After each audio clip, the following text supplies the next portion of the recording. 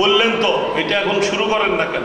ওইটার এখনো টাকা পাইনি, এটা টাকা জোগাড়ের চেষ্টা করতেছি। খালি সিটাঙ্গর কথা হইলেই না টাকা জোগাড় করেন করি।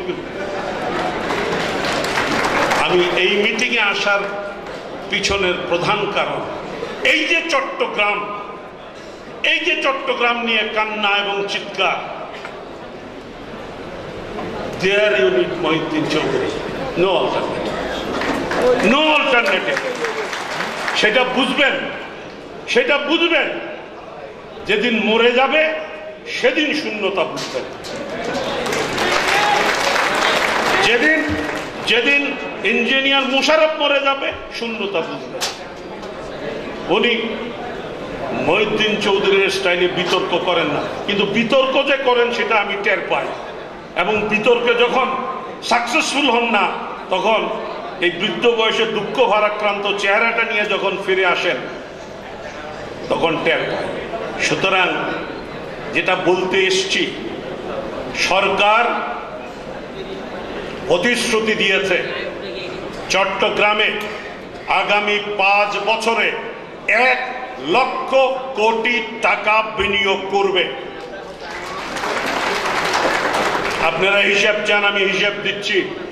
কর্ণফুলীর টানেলের জন্য 8,000 কোটি টাকা, কালুঘাট ব্রিজ 1,000 কোটি টাকা, কক্সবাজার পর্যন্ত রেল লাইন 2,000 কোটি টাকা, এখানে পাইলেন 11,000 কোটি টাকা। মাদারবাড়ি কয়লা থেকে যে বিদ্যুৎ উৎপাদন 36,000 কোটি টাকা, অলরেডি সেটা শুরু হয়েছে। এবং ডিপ সি পোর্ট 6 বিলিয়ন, 48,000 কোটি টাকা। মোশাররফ ভাইয়ের এলাকায় special economic zone for Chinese, আনোয়ারাতে special economic zone for Japanese. এই 2 জায়গায় তারা কত বিনিয়োগ করবে সেটা আমি জানিও না। এই 2 জায়গার বিনিয়োগ বাদ দিলেও প্রায় 1 লক্ষ কোটি টাকার বিনিয়োগ হবে। আমি আমার কথা শেষ করতে চাই, 1 লক্ষ কোটি টাকার বিনিয়োগ 2টা রেজাল্ট দেবে। এই 1 লক্ষ কোটি টাকার বিনিয়োগ যদি হজম করতে পারেন, আপনার কাছে যদি এরকম নেতৃত্ব থাকে যে প্রচন্ড দেশপ্রেমী উজ্জীবিত, যে বলবে আমি সামগ্রিক এলাকার এবং জনগণের উন্নয়ন চাই, আমি মাথা বিক্রি করব না, তাহলে you will see a Singapore within 5 years. আর মাথা বিক্রি করা, কথায় কথায় পদধূলি দেওয়া, কথায় কথায় পদধূলি দেবেন, কথায় কথায় কদমবুচি করবেন, তো কদমবুচি করতে করতে তো দেখা যাবে যে বিদেশিরা যখন আসবে তো হেদেরও কদমবুচি শুরু করবেন। তখন তো শুধুমাত্র না, ওই যে সমুদ্রের উপকূল না, নিজের ঘরবাড়ি পর্যন্ত বিক্রি করে দেবেন, কারণ ডলারের দাম, ডলারের উপটোকন পাবেন। তো সেই জন্য বলছি, again the people of Chittagong, আজকে আছি, কালকে হয়তো নাও থাকতে পারি, বললাম তো মৃত্যুর গন্ধ পাই। এই চট্টগ্রামকে নিয়ে এই 1 লক্ষ কোটি টাকার যে ডিক্লারেশন গভর্নমেন্টের আছে, 1 লক্ষ কোটি টাকা হজম করতে পারলে সিঙ্গাপুর, হজম করতে না পারলে নাইজেরিয়া হয়ে যাবে। হজম করতে না পারলে নাইজেরিয়া হয়ে যাবেন, কিছুই থাকবে না আপনাদের। অনেকে একটা জিনিস বুঝে না, আপনি যদি পুরা চট্টগ্রাম সস্তায় বিক্রি করে দেন বিদেশিদের কাছে, এই চট্টগ্রাম 2 দিন পরে, if it turned into a brutal like Bangkok, এটা যদি একটা পতিতালয় হয়ে যায়, এই পতিতালয় তো আমার বাড়ির কাছে হবে, এই পতিতালয় আমার বামন বেজ্জত হতে পারে। সো এভরি চিটাগনিয়ান, এইখানে একটা মানুষ দরকার, যে মানুষ বলতে পারে না, আমার স্বার্থের বিরুদ্ধে যদি কোনো কাজ হয়, আমার চট্টগ্রামের বিরুদ্ধে যদি কাজ হয়, কোন সরকার ক্ষমতায় আছে সেটা দেখব না। আমার মানুষের বিরুদ্ধে যদি কাজ হয়, কোন সরকার ক্ষমতায় আছে দেখব না। We will oppose. এবং দুর্ভাগ্য কিংবা সৌভাগ্য যাই বলেন, মহিউদ্দিন চৌধুরী তার জীবনে এটা করেছেন।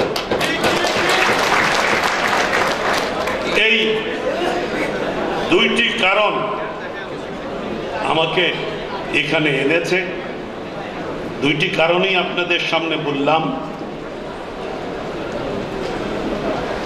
আমি শেষ করতে চাই, মহিউদ্দিন চৌধুরী কোনো অপাবৃদ্ধ যিশু নয়, এবং যারা একদম ফুটপাত থেকে রাজনীতি করতে করতে আসে তাদের জীবনে ভুল, আর এরকম রাজনীতি করলে ভুল তো হবেই, অজস্র ভুল থাকতে পারে, কিন্তু অজস্র ভুল ছাপিয়ে যেটা পরম সত্য, ইন দ্য আলটিমেট অ্যানালাইসিস, এরা মানুষের সপক্ষে দাঁড়ায়, এরা জাতির সপক্ষে দাঁড়ায়, এরা মাটির সপক্ষে দাঁড়ায়, যেটা অন্যরা দাঁড়াতে পারে না। সেই কারণে my good friend, he played a big innings. He is 70. He played a very good innings. আমি জানি না জীবন আর তাকে কতদিন টেনে নিয়ে যাবে। সমস্ত চট্টগ্রামবাসীর মতো আমারও প্রত্যাশা, let him end his innings gloriously. Let him end his innings gloriously. বিধাতা তাকে তার এই ইনিংস গৌরবের সাথে শেষ করার নিয়ত দিন। আপনাদের সবাইকে ধন্যবাদ। জয় বাংলা, জয় বঙ্গবন্ধু। মহিউদ্দিন এক অবিচ্ছেদ্য নাম, তার চেতনার গভীরে যে আলোটি অনির্বাণ, তার নাম মুক্তিযুদ্ধ। তার সব অর্জন কর্মবহুল, প্রতিবাদী এবং ত্যাগের বিনিময়ে। তার প্রতিকৃতি মানেই কাজ, শুধু কাজ। সামাজিক রাজনৈতিক বহুমাত্রিক সমস্যা উত্তরণেই এই কাজ। নানাবিধ সমস্যার সমাধানে নিজেকে জড়ানোর ফলে তার সম্পর্কে শুধু স্তুতি বাক্যই নয়, সমালোচনাও রয়েছে। হজ কাফেলা নিয়ে মানুষকে হজ করানো তার ধ্যান। বিজয়ের মাস ডিসেম্বর এলেই মুক্তিযুদ্ধের বিজয় মেলা হয় তার প্রাণ। বিজয় মেলার রূপকারদের দৃষ্টিভঙ্গি দেশ জুড়ে ছড়িয়ে দিতে তার ভূমিকা অগ্রণী।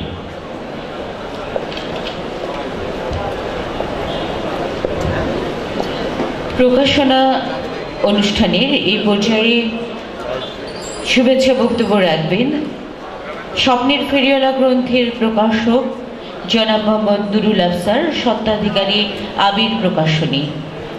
ফেরিওয়ালা গ্রন্থের আজকের এই প্রকাশনা অনুষ্ঠানের সম্মানিত সভাপতি, উপস্থিত সুধীবৃন্দ এবং মঞ্চভূমিষ্ঠ বিজ্ঞ আলোচক, উপস্থিত সুধীবৃন্দ, সবাইকে আমার আজকের ভালোবাসা দিবসের শুভেচ্ছা জানাচ্ছি।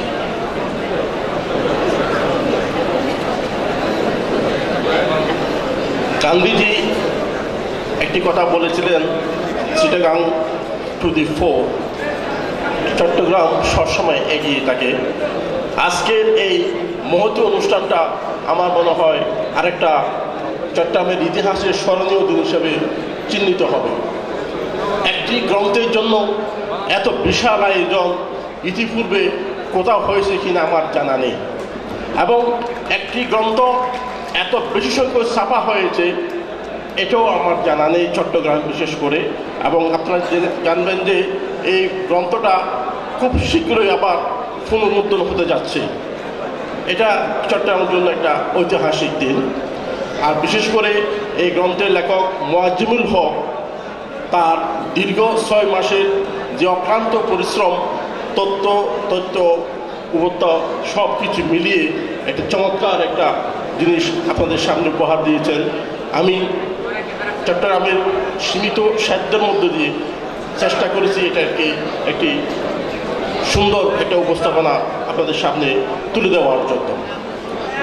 আমাকে আজকে খুব সকালে আমার কাছে একটা ফোন এসেছে সুদূর রাজশাহী থেকে।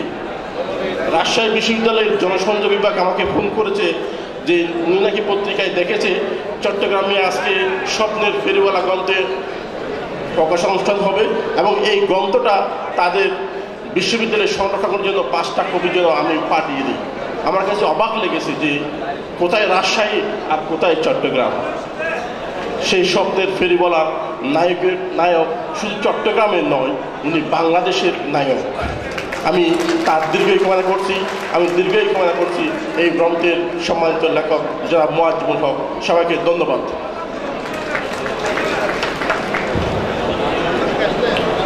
ধন্যবাদ।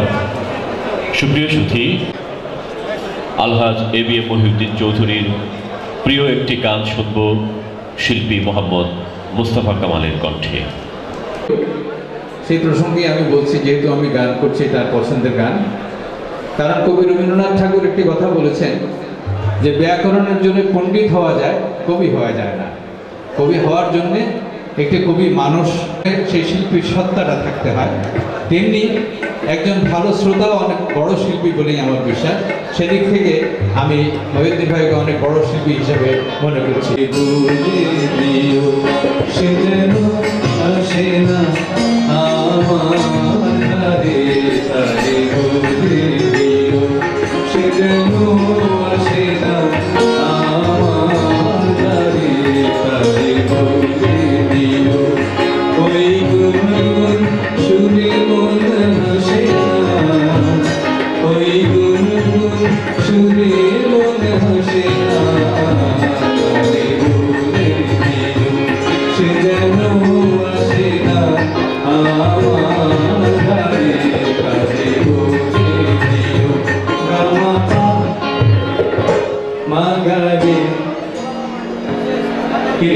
থামনি কেন?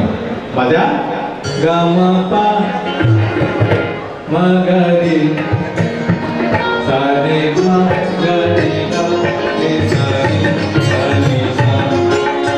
ওই গুলো মালা দিল শুধু জ্বালা, ধুলায় সে যা মনে থাকে না। এই ভালোবাসি ভুলে যদি হাসি, দেখায় সে ঘাত ভরে থাক না। জানি ঠাকুর আমায় ভালোবাসে না, জানি ঠাকুর আমায় ভালোবাসে না। বলে দিও সে যেন আসে না আমার দ্বারে, তারে বলে দিও গামা মাগারে সারে মা গারে গা রে সারে আমি না। এই আলো জাগে এলো রাত জাগে, এ রাত তবু শেষ হয় না। সারে প্রেম শোনে হাঁটি দেয় মনে, এই ব্যথা প্রাণে সয় না। স্বপ্নে আছি আর ভাসে না, স্বপ্নে আছি আর ভাসে না। বলে দিও সে যেন আসে না আমার ঘরে, বলে দিও ওই গুনগুন সুরে মন হাসে না, ওই গুনগুন সুরে মন হাসে না। বলে দিও সে যেন আসে না আমার গারে, আরে বলে দিও। আজকের এই বর্ণাঢ্য অনুষ্ঠানের পরম শ্রদ্ধেয় সভাপতি, উপমহাদেশের প্রখ্যাত সমাজবিজ্ঞানী, আমার অত্যন্ত প্রিয় ব্যক্তিত্ব ডক্টর অনুপম স্যার। অনুষ্ঠানের প্রধান অতিথি আমাদের চট্টগ্রামের কৃতি সন্তান, আমার নিজের এলাকা সীতাকুণ্ডের প্রতিবেশী গৃহায়ন ও গণপূর্ত মন্ত্রী ইঞ্জিনিয়ার মোশাররফ হোসেন সাহেব, চট্টগ্রামের কিংবদন্তি রাজনীতিবিদ আলহাজ ABM মহিউদ্দিন চৌধুরী এবং অন্যান্য অতিথিবৃন্দ, আসসালামু আলাইকুম ওয়া রাহমাতুল্লাহ, এবং অন্যান্য জন্মভূমির ভাইদেরকে আমি নমস্কার জানাচ্ছি। আসলেই এই অনুষ্ঠানে আমার বক্তৃতা দেওয়ার কথা নয়। আমি খুবই সাধারণ একজন মানুষ, দৈনিক আজাদের খুব সাধারণ একজন সাংবাদিক। আজকের এই অনুষ্ঠানটা সর্বাঙ্গীন একটি অসাধারণ অনুষ্ঠান। এটা কোনোভাবেই এটাকে আমার পর্যায়ে আনার কথা নয় বা আনার পর্যায়ে আনা যাবে না। চট্টগ্রামের অত্যন্ত সফল সাংবাদিক মোয়াজ্জেমুল হক আমার ভাই, আমার বন্ধু, সাংবাদিকতায় অত্যন্ত সফল একজন ব্যক্তিত্ব এবং অসাধারণ সাংবাদিক বলা যাবে ওনাকে। এবং মহিউদ্দিন চৌধুরী চট্টগ্রামের যে রাজনীতিবিদ আছেন, ওনাকে কোনো অবস্থায় সাধারণ রাজনীতিবিদের কাতারে ফেলা যাবে না। আমরা নর্মাল যে রাজনীতিতে অভ্যস্ত, মহিউদ্দিন চৌধুরী ওই রাজনীতি করেন না, উনি একজন অসাধারণ রাজনীতিবিদ। আজকের যে অনুষ্ঠান, আমি আমার দীর্ঘ 25 বছরের সাংবাদিকতা জীবনে অনেক প্রকাশনা অনুষ্ঠানে গিয়েছি, এরূপ বর্ণাঢ্য এরূপ জমকালো অনুষ্ঠান আমি কোনোদিন দেখিনি। সুতরাং ওই দিকেও এটি একটি অসাধারণ অনুষ্ঠান। তো এত অসাধারণের মাঝে আমার মতো একজন সাধারণের বক্তব্য দেওয়ার দৃষ্টতা, এটা আপনারা নিজ গুণে ক্ষমা করবেন। আমি আবারও বলছি, আমি খুব সাধারণ একজন মানুষ। মোয়াজ্জেম ভাই যখন আমাকে অনুষ্ঠানে দাওয়াত করলেন, আমার মনে হলো মহিউদ্দিন চৌধুরীর অনুষ্ঠান আমি গিয়ে কী বলবো। মহিউদ্দিন চৌধুরী এত উঁচু মাপের একজন রাজনীতিবিদ, যার সম্পর্কে আমার মতো একজন সুনুপুটি সাংবাদিকের কিছু বলার কথা নয়। আমি যা বলতে চেয়েছিলাম, আমার পরম শ্রদ্ধেয় রাজনীতিবিদ এবং অত্যন্ত বাকপটু পলিটিশিয়ান আমাদের মাইনুদ্দিন খান বাদল সাহেব বলে ফেলেছেন, আমার আর বিশেষ কিছু বলা নেই। আমি চট্টগ্রামের স্বার্থের ব্যাপারে কখনো আপোষ করতে আমার বিবেক সায় দেয় না। আমি এই জন্য কখনো আওয়ামী লীগ হয়ে যাই, কখনো বিএনপি হয়ে যায়, কখনো জামাত হয়ে যায়।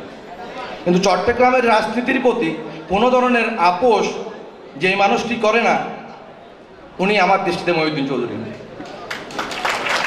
আমি দেখেছি 91 সালে একজন সাংবাদিক হিসেবে আমি দেখেছি উনি কী করে লাশের পর লাশ দাফন করেছিলেন পতেঙ্গা বিচে। আমি সাংবাদিক হিসেবে খুব কাছ থেকে দেখার দুর্ভাগ্য আমার হয়েছিল যে আমাদের সেই দুর্যোগে মহিউদ্দিন চৌধুরী কীভাবে রাতে দিনে কাজ করেছিলেন। আমি দৈনিক আজাদিতে শিপিং নিউজটা আমি করি, চট্টগ্রাম বন্দর আমার সব কিছু। আমি চট্টগ্রাম বন্দর নিয়ে লেখা লিখি, চট্টগ্রাম বন্দর থাকলে আমার রিপোর্টিং চলে, চট্টগ্রাম বন্দর না হলে আমার রিপোর্টিং চলতো না। সেই বন্দরের ব্যাপারে মহিউদ্দিন চৌধুরীকে আমি দেখেছি কীভাবে উনি সরকারের বিরুদ্ধে গিয়ে, দলীয় সিদ্ধান্তের বিরুদ্ধে গিয়ে, আওয়ামী লীগের বিরুদ্ধে গিয়ে উনি সোচ্চার ছিলেন সেই এসএসএ দাঁড়ানোর ব্যাপারে। আমরা তখন মহিউদ্দিন চৌধুরীর সাথে ছিলাম। আমি আরেকটা কথা বলে আমার বক্তব্য শেষ করতে চাইব, সেটা হচ্ছে কর্ণফুলী শাহ আমানত সেতু। এই সেতুটা আমাদের উপর কিভাবে চাপিয়ে দেওয়া হলো। চট্টগ্রামের আমরা অনেক রাজনীতিবিদ ছিলাম, আমরা অনেক সাংবাদিক ছিলাম, অনেক পলিটিশিয়ান ছিল, কেউ রাস্তায় নামেননি একমাত্র মহিউদ্দিন চৌধুরী ছাড়া। আজকে আমরা বুঝতেছি না, শাহ আমানত সেতু গাড়ি চালাচ্ছি, এটার উপর দিয়ে আমাদের খুবই ভালো লাগছে, কিন্তু আজ থেকে 10 বছর পরে বুঝবেন কি জঞ্জাল আমাদের বুকে চাপিয়ে দেওয়া হয়েছে। সেদিন মহিউদ্দিন চৌধুরীর কথাটা আমরা না শুনে কত বড় ভুল আমরা করেছি। ঝুলন্ত সেতুর নামে আমাদেরকে পিলারের সেতু বসিয়ে দিয়েছে, অথচ কলকাতায় দেখেন আমাদের প্রতিবেশী দেশ কলকাতায় কতগুলা ঝুলন্ত সেতু, ট্যাম্পস নদীর উপরে 6-7টা ঝুলন্ত সেতু, অথচ আমাদের কর্ণফুলীর উপর একটা ঝুলন্ত সেতু আমরা করতে পারিনি। পিলারের সেতু দিয়ে উপর দিয়ে 4টা ঝুলন্ত আবহাওয়া দেখানো হয়েছে যে এটা ঝুলন্ত, আসলে ওইটা ভেঙে ফেলে দিলেও কিচ্ছু হবে না, এটা পিলারের সেতু। এই পিলারের সেতু কর্ণফুলী শেষ করে দেবে। আমাদের বন্দরের 1 নম্বর জেটি বলতে এখন কিছু নেই। বন্দরের 1 নম্বর জেটিতে জাহাজ বেরিয়ে না, লাইটারের জাহাজ বেরিয়ে 3 মিটার মাত্র ড্রাফ। তো ক্রমে আমরা ওদিকেও যাব। এটাকে যথাযথভাবে ড্রেজিং যদি আমরা করতে না পারি, এই কর্ণফুলী সেতুর অভিশাপ এই জাতিকে বহন করতে হবে। আমি চট্টগ্রামের বক্তব্য আর বাড়াবো না। চট্টগ্রামের জন্য মহিউদ্দিন চৌধুরীর অবদান এটি অস্বীকার করার কোনো সুযোগ নেই। আজকের এই অনুষ্ঠানে আসার কথা ছিল আমার পত্রিকার আমার মাননীয় সম্পাদক এম এ মালেক সাহেব, কিন্তু উনি চট্টগ্রাম পাহাড়তলী যে চক্ষু হাসপাতাল ওইটার চেয়ারম্যান। আজকে ওই পাহাড়তলী চক্ষু হাসপাতালের এজিএম অ্যানুয়াল জেনারেল মিটিং, উনি চেয়ারম্যান হিসেবে সকাল 10টা থেকে বিকাল 5টা পর্যন্ত অনুষ্ঠানে সভাপতিত্ব করবেন। এই কারণে এম এ মালেকের এই অনুষ্ঠানে আসা হয়নি। আমি এক দৃষ্টিতে দৈনিক আজাদির প্রতিনিধিত্ব করছি, অন্য দৃষ্টিতে এম এ মালেকের প্রতিনিধিত্ব করছি, এবং সবচেয়ে বড় যে কথা, আমি আমার ভাই, আমার বন্ধু মোয়াজ্জেমুল হকের অনুরোধে আজকে এই দুঃসাহস দেখিয়েছি।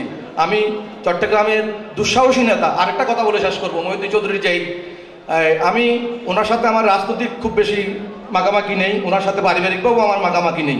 আমি খুব দূরে দূরে থাকা একজন সাংবাদিক। সম্প্রতি উনি যে ঘটনাটা ঘটিয়েছেন, ওইটাও আমি ওনাকে অনেক দূর থেকে সালাম জানিয়েছি।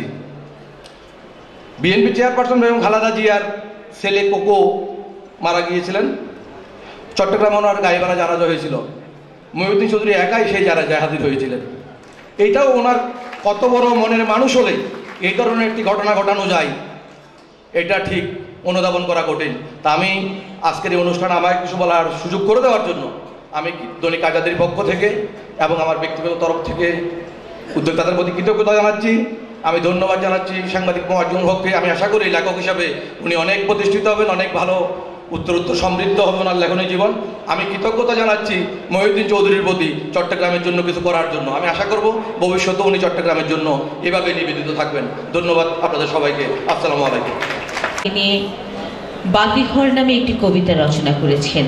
কবিতার শুরুটা এরকম: আমার পাহাড় সমুদ্র কর্ণফুলী জালালাবাদ, বীর প্রসবিনী চট্টগ্রাম এবং মহিউদ্দিন।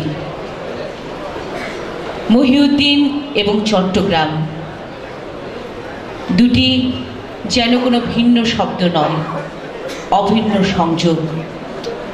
সুধীজন এ পর্যায়ে বক্তব্য রাখছেন আমাদের আজকের অনুষ্ঠানের সম্মানিত প্রধান অতিথি।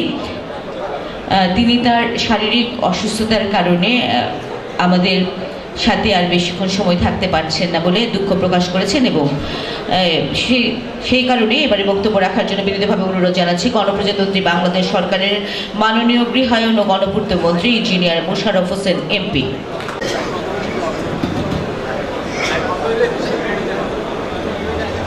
আজকের অনুষ্ঠানের জনাব সভাপতি এবং মধ্যমণি আমাদের চট্টলার গৌরব গর্ব সফল রাজনীতিবিদ, অত্যন্ত জনপ্রিয় নেতা এবি মহিউদ্দিন চৌধুরী, উপস্থিত আছেন মাননীয় এমপি মহিউদ্দিন খান বাদল, উপস্থিত অন্যান্য বিশেষ অতিথিবৃন্দ এবং সমবেত ভাই ও বোনেরা, আসসালামু আলাইকুম।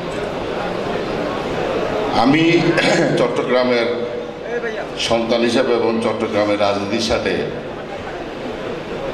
বহু বছর কাটিয়েছি এবং আমি কাছের থেকে মহিউদ্দিন চৌধুরীকে দেখার সুযোগ হয়েছে এবং তার যে মহিউদ্দিন চৌধুরীকে আমরা দেখেছি এভাবে যে আন্দোলন সংগ্রামের অপর নাম হলো মহিউদ্দিন চৌধুরী, এবং যখনই আমরা আন্দোলন সংগ্রামে এই চট্টগ্রামের বুকে এসেছে আমাদের অগ্রভাগে ছিল মহিউদ্দিন চৌধুরী। আমরা যদিও সিনিয়র কিন্তু তার পিছনে আমরা ছিলাম আজকে। এবং মহিউদ্দিন চৌধুরী কোনোদিনও কোনো আন্দোলনে ভয় পেত না। আমরা এরশাদ বিরোধী আন্দোলন করেছি এবং অকুত ভয়ে মহিউদ্দিন চৌধুরী নেতৃত্ব দিয়েছে। শুধু এরশাদ বিরোধী আন্দোলনে একবার মহিউদ্দিন চৌধুরী জেলে যাওয়ার সুবাদে আমরা তখন 24শে জানুয়ারি আমাদের সময় সেই আন্দোলনে আমরা নেতৃত্ব দিয়েছিলাম। কিন্তু এরশাদ বিরোধী আন্দোলন বলেন এবং 15 ফেব্রুয়ারি নির্বাচনের যে প্রহসনমূলক নির্বাচন, তার বিরুদ্ধে যে আন্দোলন, এটা মহিউদ্দিন চৌধুরী যদি না হতো চট্টগ্রামে কোনোদিনও সেই আন্দোলন সফল হতো না। আমরা তখন মহিউদ্দিন চৌধুরীর বাসায় আমি, আখতারুজ্জামান বাবু, আমরা সবাই আমরা নেতৃত্ব থেকে আমরা নির্দেশিত হয়ে আমরা অনেক আন্দোলন সংগ্রামে আমরা এগিয়ে গিয়েছি। আজকে মহিউদ্দিন চৌধুরীর যে চিন্তাধারা, আমি ধন্যবাদ জানাই মোয়াজ্জেমকে যে এরকম একটি গ্রন্থ উপস্থাপন করার জন্য। কারণ মহিউদ্দিন চৌধুরী কিছুক্ষণ আগে যে বক্তব্য রেখেছে যে একটা সেতুর ব্যাপারে, এটা ঠিক। মহিউদ্দিন চৌধুরী ওয়াজ রাইট যে এখানে ঝুলন্ত ব্রিজ হওয়া প্রয়োজন এবং এখানে যে সিলটেশন হচ্ছে এই সিলটেশন কিন্তু আমাদের এই কর্ণফুলী রিভারের নাব্যতা কমিয়ে দেবে। আরেকটা সিদ্ধান্ত মহিউদ্দিন চৌধুরী নিয়েছিল, মীর নাসির যখন বিমানমন্ত্রী ছিল, নিয়েছিল কি যে থাইল্যান্ডকে, ব্যাংকককে এই বিমানবন্দর দিয়ে দিবে, প্রাইভেট করে দেবে। মহিউদ্দিন চৌধুরী বাধা দিয়েছিল এবং বাধার কারণে এই বিমানবন্দর দেওয়া যায়নি। আমার মনে আছে যে মীর নাসির একটা সস্তায় একটা প্যাকেজ ডিল করছিল বছরে 6 কোটি টাকা। আর আমরা যে ঋণ নিয়েছি জায়গার থেকে আমাদের বছরে দিতে হয় প্রতি বছর 20 কোটি টাকা। এই 20 কোটি টাকা আমাদের 20 বছরে পরিশোধ হবে। কিন্তু মহিউদ্দিন চৌধুরী ওয়াজ রাইট। এখন আমাদের তখন বিমানবন্দর এত বেশি ব্যস্ত ছিল না, কিন্তু এখন কিন্তু ব্যস্ততা বেড়েছে এবং এখন আমরা বছরে আমাদের আয় হয় 36 কোটি টাকা। আমরা 20 কোটি টাকা দিয়ে আরো 16 কোটি টাকা আমাদের কাছে আছে। সুতরাং এই কতগুলি সিদ্ধান্ত কিন্তু মহিউদ্দিন চৌধুরীর দ্বারাই সম্ভব হয়েছিল তখন। আজকে আমাদের মাননীয় এমপি যেসব বক্তব্য রেখেছেন, আসলে কথা ঠিক যে চট্টগ্রাম আসলে ভৌগোলিক কারণেই চট্টগ্রামে এখন বিনিয়োগ আসতেছে, আমাদের তাদের ইচ্ছায় নয়। আজকে কেন্দ্র থেকে যেটা আসতেছে সেটা কি জন্য আসতেছে? মাতার বাড়িতে 17 মিটার ড্রাফট আছে, 17 মিটার ড্রাফট। এই ড্রাফট কিন্তু বাংলাদেশের কোথাও নেই।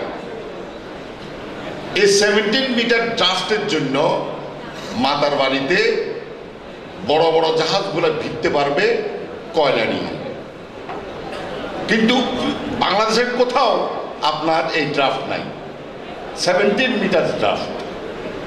এবং সেই জন্য সেখানে এই মাতার বাড়ি ঘিরে সেখানে ডিপ সুবোট হবে এবং সেখানে যেটা উনি বলছেন যে লক্ষ কোটি টাকা নয়, কারণ আমি একটাকের সদস্য, পারচেস কমিটির সদস্য, আমি জানি জিনিসটা। সেটা হলো যে অ্যাবাউট 10,000 মেগাওয়াট বিদ্যুতের ইতিমধ্যে চুক্তি স্বাক্ষর হয়েছে জাপানের সাথে, চীনের সাথে এবং সিঙ্গাপুরের সাথে, বিভিন্ন দেশের সাথে। এই 10,000 মেগাওয়াট বিদ্যুৎ উৎপাদন করতে 3,50,000 কোটি টাকা বিনিয়োগ হবে। এর পাশে চট্টগ্রামে গ্যাসের অভাব, গ্যাস নাই, সেজন্য সেখানে মাননীয় প্রধানমন্ত্রী অনেক আগের থেকে বলেছে যে একটা এলএনজি ব্যাংক করার জন্য। এলএনজি ব্যাংক করবে এবং সেই এলএনজি ব্যাংক থেকে 91 কিলোমিটার পাইপলাইন আসবে, 30 ইঞ্চ লাইন, যেটা কিছুদিন আগে আমরা একটাকে পাস করছি। এইটা হলো 1000 crore টাকা। আর এলএনজি প্ল্যান্ট অন্য অনেক টাকা সেখানে আসবে। আজকে মাননীয় প্রধানমন্ত্রী ইতিমধ্যে চট্টগ্রামের, আমরা অনেক সময় খুব করেছি যে আমাদের এখানে বিনিয়োগ হচ্ছে না, কিন্তু এত টাকা বিনিয়োগ হবে আমার হিসাব মতে অ্যাবাউট 5 লক্ষ কোটি টাকা এখানে বিনিয়োগ হতে যাচ্ছে। কারণ মিরসরাইতে যে অর্থনৈতিক জোনটা হচ্ছে, এই অর্থনৈতিক জোন প্রায় আপাতত 6,500 কোটি, 6,500 একর জমি, কিন্তু ultimately it will be about 12,000 acre জমি। এবং ওয়ার্ল্ড ব্যাংক থেকে সমীক্ষা করেছে যে যদি 6,000 একর জমির উপরে যদি শিল্প কলকারখানা গড়ে উঠে, সেখানে প্রায় 5.5 লক্ষ লোকের কর্মসংস্থান হবে, আনোয়ারাতে হবে। এবং টানেলের কাজ আগামী বছর শুরু হবে। কর্ণফুলী টানেলের কথা, কর্ণফুলী টানেলের স্বপ্ন অনেকে দেখিয়েছে, কিন্তু স্বপ্ন বাস্তবায়ন করতে পারে নাই। এটা বাস্তবায়ন করছে মাননীয় প্রধানমন্ত্রী শেখ হাসিনা। সুতরাং আজকে সব কিছু মিলে চট্টগ্রাম, কক্সবাজার সব মিলে আমাদের এই 3 পার্বত্য চট্টগ্রাম সহ এখানে অর্থ অনেক টাকার কর্মযজ্ঞ শুরু হবে। এবং আর একটা আনন্দের বিষয় যে আমরা এখন যে চট্টগ্রাম বিভাগটা আছে অনেক বড়, কিন্তু এখানে আবার সার্কিয়ে ভাব আমাদের নাই। আমাদের সাথে নোয়াখালী আছে, আমাদের সাথে কুমিল্লা আছে। তো সেদিন ক্যাবিনেটে যখন